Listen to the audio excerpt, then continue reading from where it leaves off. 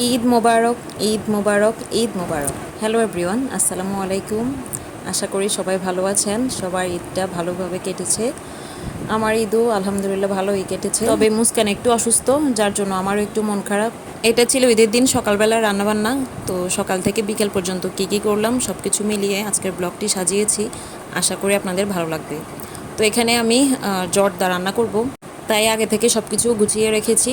তো আজকে যে জর্দাটা রান্না করব সেটা হচ্ছে রাঁধুনি জর্দা মিক্স। আমি এর আগে এটা কখনো রান্না করি নাই। প্রথমেই আমি জর্দার চালটা ভালোভাবে সিদ্ধ করে পানি ছেঁকে রেখেছি, আর এখন চিড়াটা রেডি করছি। তো এখানে আমি রেডিমেড যে প্যাকেটের চিনিটা ছিল সেটা দিয়ে দিলাম, আর সাথে অল্প একটু পানি দিয়েছি যাতে শিরাটা পুড়ে না যায়।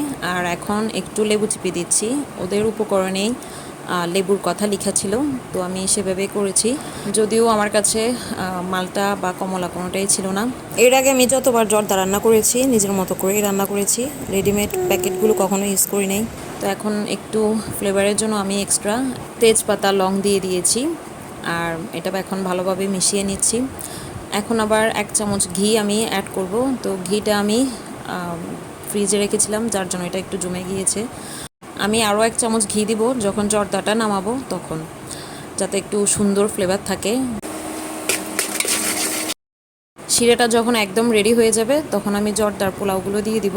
এখন ভালোভাবে মিশিয়ে নিতে হবে, আর যতক্ষণ না শিরাটা একদম স্টিকি না হবে ততক্ষণ পর্যন্ত আমি এটা অনবরত নাড়াচাড়া করব। আর এখন আমি এটা 5 মিনিট একটু ভাপে দিয়ে দিলাম।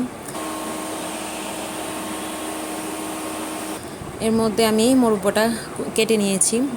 প্যাকেটের সাথে কিন্তু মিক্স করা মোরব্বা ছিল, তো ওগুলো সাইজে খুবই ছোট ছিল, যার জন্য আমি এক্সট্রা আরেকটু দিয়ে দিয়েছি।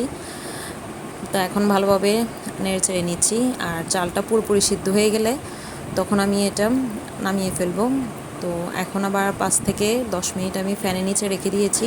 আমি একটু শর্টকাটে দেখাচ্ছি, খুব বেশি একটা লং ভিডিও করব না, যেহেতু মুস্কান অসুস্থ। যতটুকু পেরেছি একটু রেডি করে আপলোড দিই। বাসায় বেবি সুইটস ছিল, তো এটা দিয়ে আমি এখন সুন্দরভাবে সাজিয়ে একটা বাটিতে সার্ভ করে নিয়েছি। তো আমার জর্দার কালারটা কেমন হয়েছে সবাই কমেন্ট করে জানাবেন।